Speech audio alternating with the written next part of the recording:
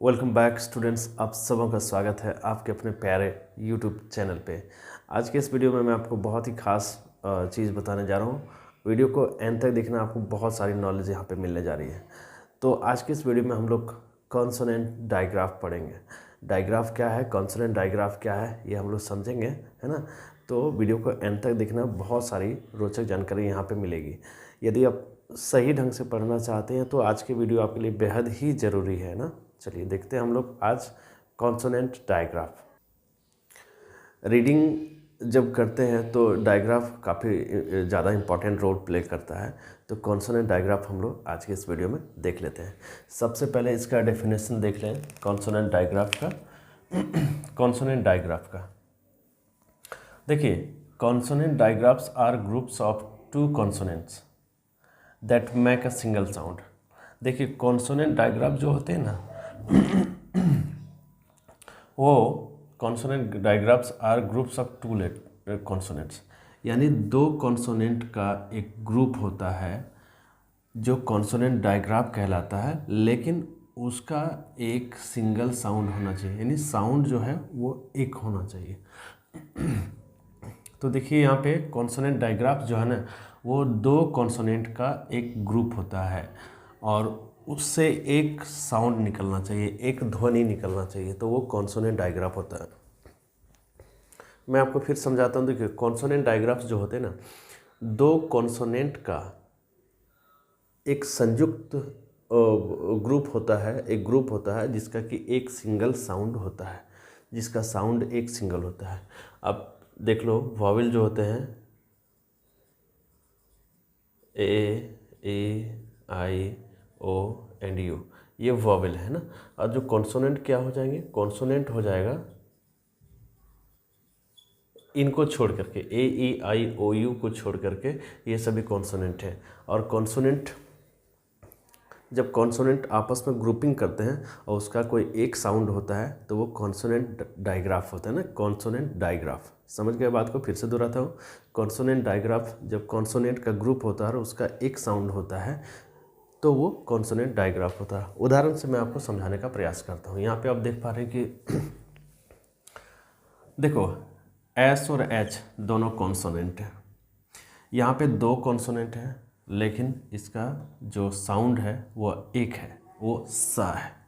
ध्यान से देखो, एस एच दो कॉन्सोनेंट यानी ग्रुपिंग किया हुआ है और उसका जो उच्चारण होता है उसका एक साउंड होता है सा, है ना। तो जैसे यहाँ पे आप देख पा रहे हो, सिप, सिप, शूज़, सबका मीनिंग आपको ज्ञात होगा। सिप का मतलब भेड़ होता है, सिप का मतलब पानी का जहाज होता है, शूज़ का मतलब जूते होते हैं। तो यहाँ पे देखिए S H, S H, S H, लेकिन इस सब का उच्चारण जो है सौ से हो रहा है। यहाँ पर भी देखिए सौ से हो रहा है एंड यहाँ पर भी सौ से हो रहा है, यानी कि दो कॉन्सोनेंट लेटर्स हैं लेकिन उसका उच्चारण एक हो रहा है, एक जो उसका उच्चारण हो रहा है, एक साउंड आ रहा है, तो वो कॉन्सोनेंट डायग्राफ यहाँ भी हो रहा है। अब देखिए अगला सी एच। सी और एच दोनों कॉन्सोनेंट हैं, लेकिन इसका जो उच्चारण हो रहा है वो चा हो रहा है, यानी कॉन्सोनेंट डायग्राफ सी एच जो ग्रुपिंग में है उसका उच्चारण चा हो रहा है। जैसे यहाँ पे C H, C H, C H, rich, much, crunch, तो सी एच का उच्चारण यहाँ पे चा हो रहा है। उसी तरह T C H, T C H को भी हम लोग चा का उच्चारण करते हैं। टी, सी और एच तीनों कॉन्सोनेंट हैं, जबकि इसका उच्चारण जो है च होगा। जैसे वॉच, कैच, मैच। यहाँ देखिए टी सी एच सब में लगा हुआ, टी सी एच सब में लगा हुआ, टी सी एच लगा हुआ है, तो इसका उच्चारण च हो रहा है, इसका उच्चारण च हो रहा है ना। तो बहुत ही सिंपल तरीके से मैं आपको कॉन्सोनेंट डायग्राफ को यहाँ पे बता रहा हूँ, समझ लेना। इसको पूरा देखना, पूरा वीडियो देखना। देखो फिर आगे, टी एच दोनों कॉन्सोनेंट, टी भी और एच भी कॉन्सोनेंट है।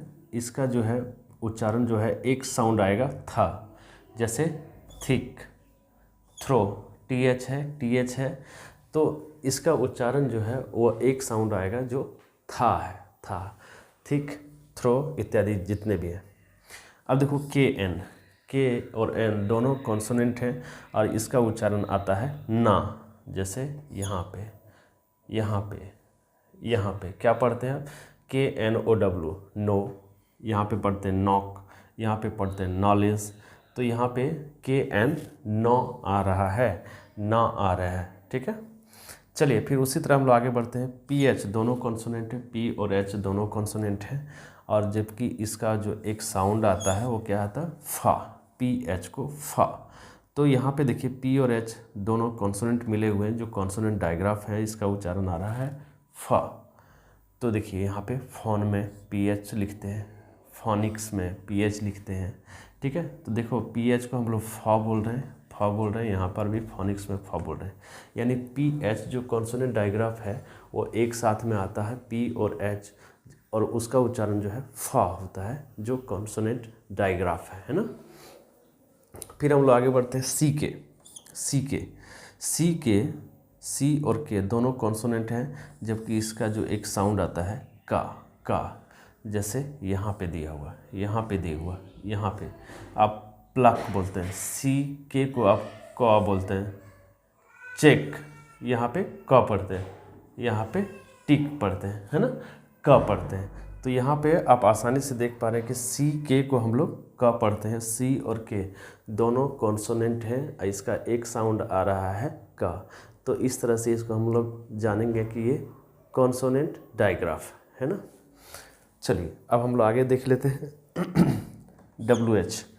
डब्ल्यू और एच दोनों कॉन्सोनेंट हैं, और इसका जो है एक साउंड आता है हा, फा, हा।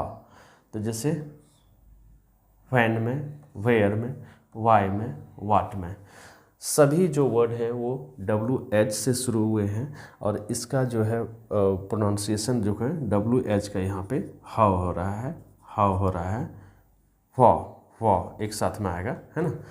तो आपने इस वीडियो में देखा कि कैसे दो कॉन्सोनेंट जब आपस में मिलते हैं और जबकि उसका एक उच्चारण होता है तो वो कॉन्सोनेंट डायग्राफ होता है।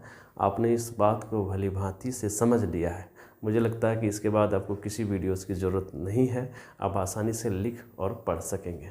सो thanks for watching, wait for the next video. बहुत ही रोचक वीडियोस अभी आना बाकी है।